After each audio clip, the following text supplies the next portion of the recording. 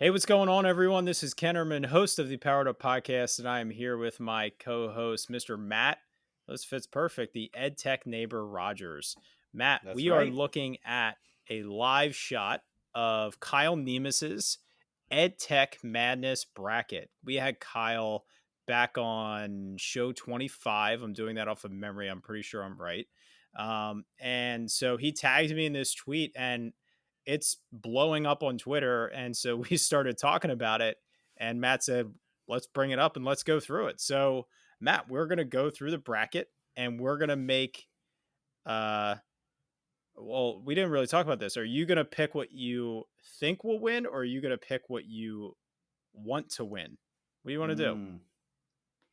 I think we'll vote what we think should win, Right. and we'll see how it Well, match. We'll do the round of 16 and see yeah, after that's that done. works. So we'll definitely be participating in casting one vote. So we'll kind of explain our votes here. All right. So we'll start top left. We have Canva versus Book Creator. You can go first, and we'll flip back and forth here. What are you taking? Mm.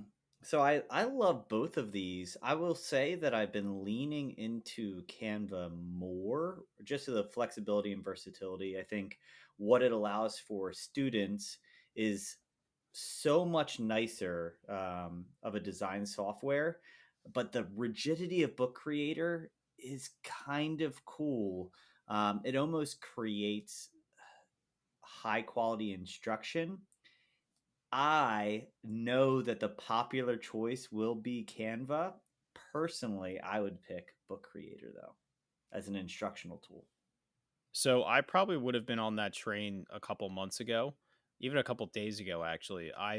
You and I know we've both used Book Creator for a long time. We taught it in an iPad course that we both ran. And the Chrome version is even better because you can do a lot more for free, which is usually a big qualifier for me. What can you do for free? Which Canva fits really well because it's free to educators. Just yesterday, I had a teacher reach out to me and send me a website of this interactive timeline that he used to do. And he ran out of free trials for the tool that he used, and it's way too pricey for him to do for one project. And so I Google searched interactive timelines. The first website I found was in complete Spanish, so I didn't think that would work for the class. And the second thing I found was Canva. Canva has an interactive timeline that you can build. And so I'm going with Canva, man. I mean, I resisted Canva for a long time, and it has so many dynamic uses in the classroom. I think it's the right answer. Honestly, I've transitioned to letting my kids go into Canva to use it as a finishing project. And like I said, I'm probably right behind you that Canva is going to take the cake, and it probably should. Right. I mean, I think it depends on what you teach too. Younger kids, Book Creator, like you said, is more rigid and more controlled. All right, next one, Flipgrid versus Moat. So Flipgrid, video responses, you can screencast, you can collect it all so students can see each other. Moat is a Google extension that you can put right into Google Docs, Google Slides, and you can create audio comments for your students. I am going to go with Moat. I think Flipgrid is fantastic. But I think it was the absolute winner during the pandemic because it was the best community builder possible when we were isolated. But I think student feedback is one of the most important things that we need to do in education. And Moat allows teachers to be super efficient because they can just record a quick audio comment. And it's great for students because they can hear that audio comment and they can take that feedback and they can run with it. Well, it looks like our March Madness bracket is going to be opposite. I still will go with Flipgrid. I think I've had too many examples of kids knowing that they're publishing their video to their classmates, which automatically drive the quality of what they're putting out there. And, there are creative ways and easier ways to provide feedback, and Moat is one of those. But still, when it comes to putting something in the hands of kids, I'm going to say Flipgrid, even though I wish it was a little bit easier to post your videos or to Mhm. moderate the comments, etc. Yeah. All right, so now we're getting into this looks like the gamification quadrant. So we have Blookit versus Gimkit. Which one are you going with? Honestly, I have no experience for Blookit. Is that how you say it? I think it's Blookit. It's newer. I would say it's picked up steam the end of last year, early this year. I've started to see classrooms use it. It is the same concept in terms of students answering questions rapid fire. It's got different style games that they can play. It's a little bit more animated in terms of like I've seen things that look like Angry Birds. I might be a little bit off on that, but it's got a lot of gamification built into the self paced quizzing. So I'm interested by that one because I think that there are, really great components of Gimkit, created by a kid in Seattle, which is Hmm. really cool. But it really is only functional with if you're doing a significant amount of questions or you're giving them a decent amount of time that the power ups become actually powerful.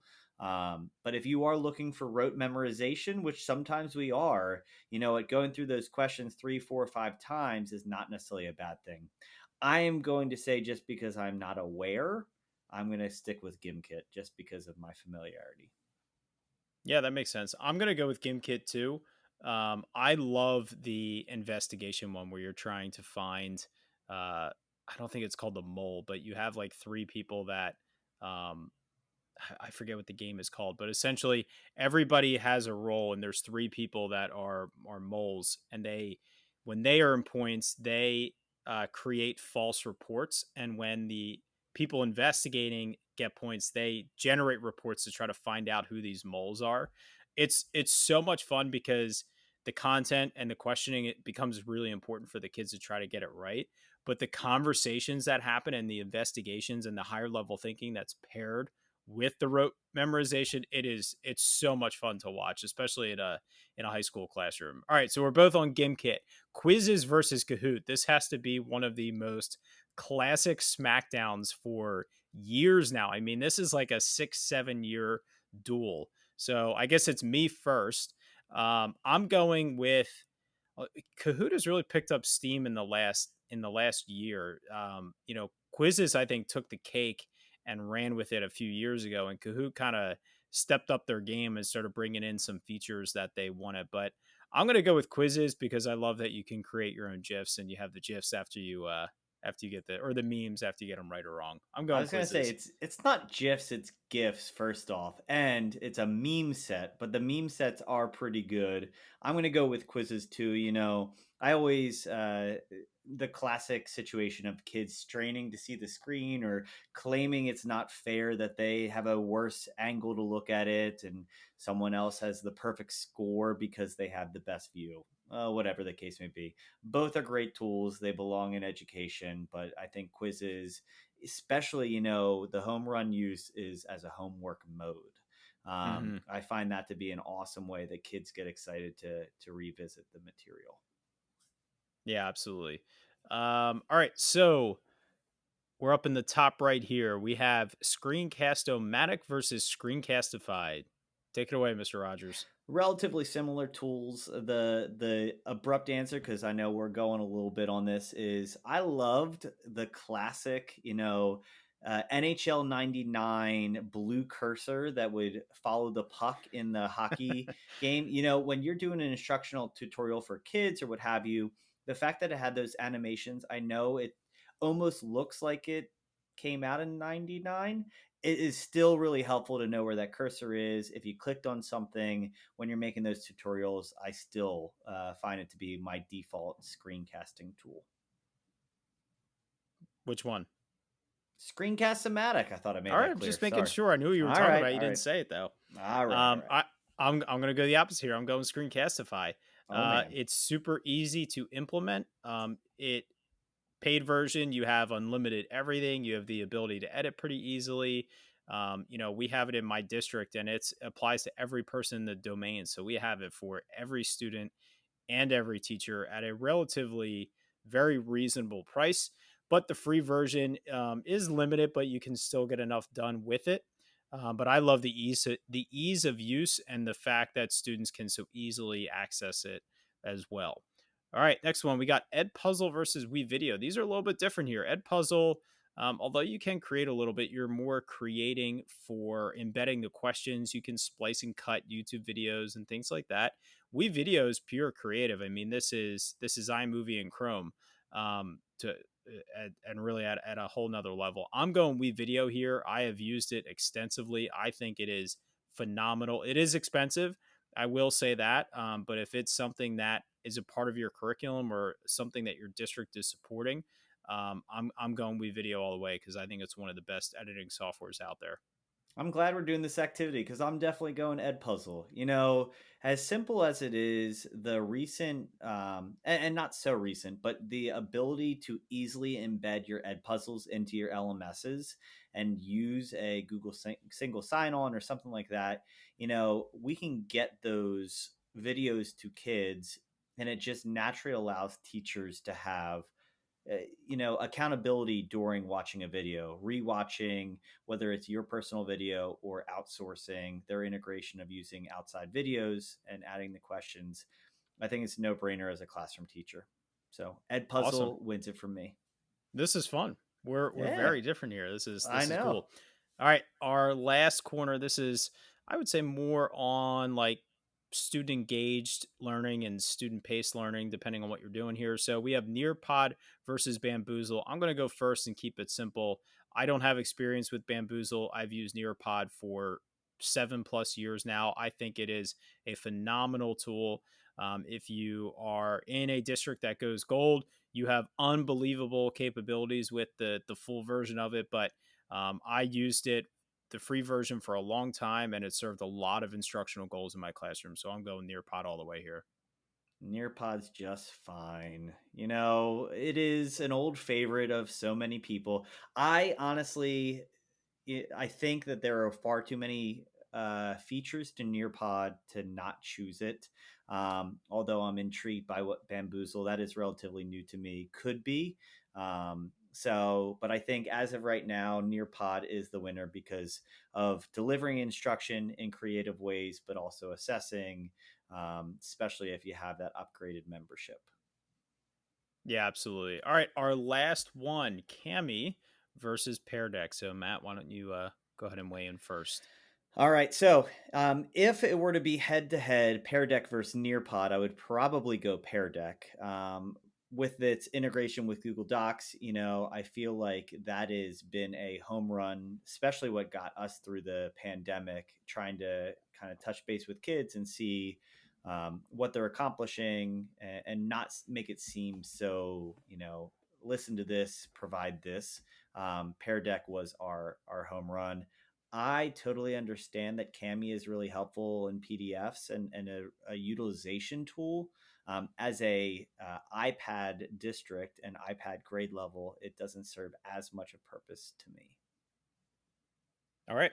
I'm going to be with you on that one as well. I'm going Pear Deck here.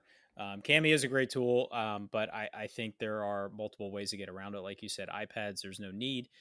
In my district with Microsoft, there's no need as well for us. So it's kind of a personal preference in what your district has. If you're a Chromebook district, it's a totally different story here.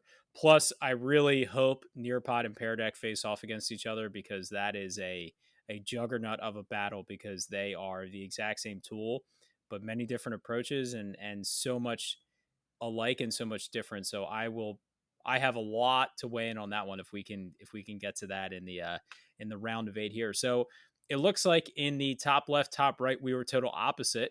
And in the bottom left, bottom right, we were exactly the same. So that was fun.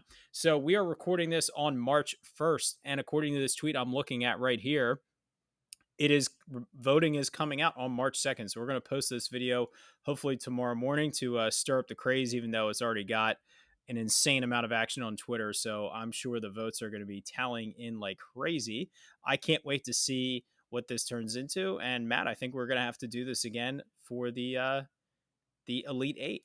I think we'll have to see how wrong you are and how right I am. All right. That sounds good. All right. Have a good one, everybody. If you have not already, subscribe and follow us. Powered Up, poweredup.com. You can find everything there.